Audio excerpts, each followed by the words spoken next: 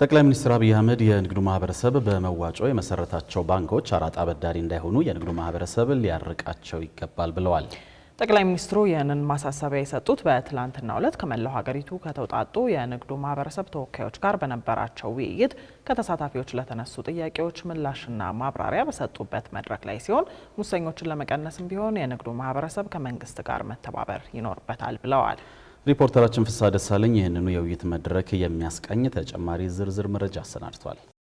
ጠቅላይ ሚኒስትር አብይ አህመድ በትናንትናው ዕለት ከመላው ሀገሪቱ ከተውጣጡ የንግዱ ማህበረሰብ ተወካዮች ጋር በተለያዩ ጉዳዮች የተወያዩ ሲሆን ከንግዱ ማህበረሰብ ተወካዮች ከተነሱ ዋና ዋና ጉዳዮች መካከል ህገወጥ የነዳጅ ሽያጭ፣ የነዳጅ ዋጋ የትርፍ ዕዳጋ ለመኖር፣ በቂ የፋይናንስ አቅርቦትና የባንኮች የማበደር አቅም ማነስ የሚሉ ጉዳዮች ይገኙበታል። በተጨማሪም በመንግስት ተቋማት የሚስተዋለው የአገልግሎት አሰጣጥ ችግሮችና ሌብነት እንዲሁም በየአካባቢው የተዘረጉ ኬላዎችና ቀረጦች እንዲሁም ሌሎች ጉዳዮች የተመለከቱ ጥያቄዎች ከንግዱ ማህበረሰብ ተወካዮች ለጠቅላይ ሚኒስትሩ ቀርበዋል። ለእነዚህና ለሌሎች ጥያቄዎች ምላሽ የሰጡት ጠቅላይ ሚኒስትር አብይ አህመድ ከንግዱ ማህበረሰብም ሆነ ከመንግስት ባለስልጣናት እንዲሁም ከተራው ሰራተኛ በተለያየ መንገድ ማታለል እንደ ብልጠት በመቆጠሩ በርካታ ህገወጥነት ይስተዋላል ብለዋል። በተለይም ህገወጥነቱ በነዳጅ ሽያጭ፣ ወርቅ ሽያጭ፣ በቁም እንስሳት፣ በስንዴና በሌሎች ምርቶች ላይ በስፋት እየተስተዋለ መሆኑን ጠቅላይ ሚኒስትሩ አብራርተዋል። ኢትዮጵያ ውስጥ ህገወጥነት አታሎ መውሰድ፣ አታሎ መጎዳት አይደለም፣ አታሎ መቀማት ነጋዴው ሀብታሙም ይሁን ባለስልጣኑም ይሁን ተራ ሰራተኛውም ይሁን የሆነች ነገር ማለፍ ማታለል ብልጠት አድርጎ ነው የሚወስደው።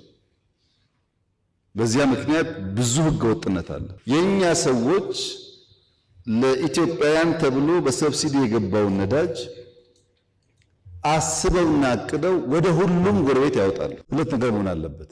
ነዳጅ እንዳይወጣ የምትጠብቁ ደግሞ የምትጠቀሙ ነው መሆን ያለባችሁ። ይሄ በሁሉ ወርቅ እንደዛ ነው፣ የቁም ከብት እንደዛ ነው፣ ስንዴ እንደዛ ነው። ባጭሩ ነዳጅ ንግድ ሚኒስቴር ኮምፕሌንቱን ሰምቷል።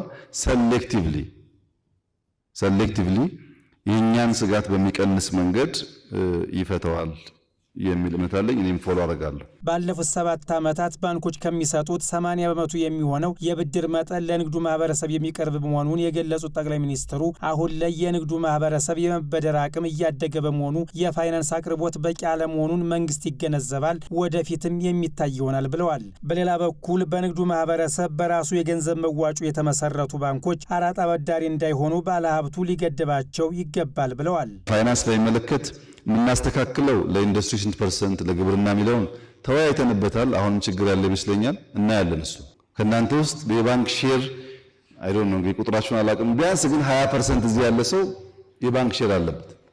ባንክ ኦነር እናንተ ናችሁ።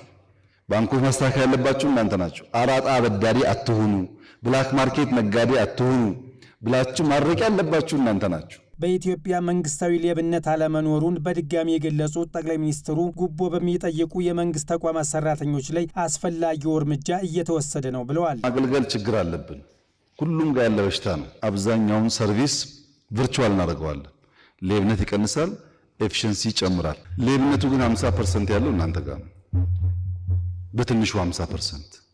ሀብታም መሆናችሁን ለማሳየት በር ቀጠሮ እንዲከፈትላችሁ ስለምትፈልጉ ገና ሌብነት ያልተለማመዱ ወጣቶችን ሳይቀር ምታለማመዱ ግን እናንተ ናችሁ። በሀገሪቱ ሰላምና ጸጥታ እንዲሁም አልፎ አልፎ ከሚስተዋሉ የሰዎች እገታ በተመለከተ ለተነሳው ጥያቄ ላይ ማብራሪያ የሰጡት ጠቅላይ ሚኒስትሩ በሰላም ጉዳይ የንግዱ ማህበረሰብ ትብብር፣ ህገወጥ የኮቴ ክፍያዎችን ለማስቀረትም ክፍያ የሌለበት ፍተሻና የኬላ የቁጥጥር ስርዓት ከህብረተሰቡ ጋር ተባብረን እንዘረጋለን ያሉት እንዲሁም ቁርጠኝነት እንደሚያስፈልግ ተናግረዋል። ከሞያሌ ጀምሮ በአይሱዙ ስር በምናም መኪና ስር ተነስቶ ወይ ወርቅ ወይ ክላሽ ወይ ጥይት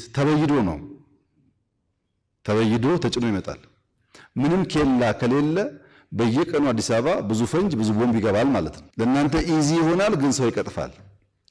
እንደዚህ አይነት ኮንትሮባንድና መሳሪያ ደግሞ እንዳይዘዋወር ኬላ ሲባል የሚቀመጠው ሰውዬ የኮቴ የምናምን እያለ ያስከፍላል።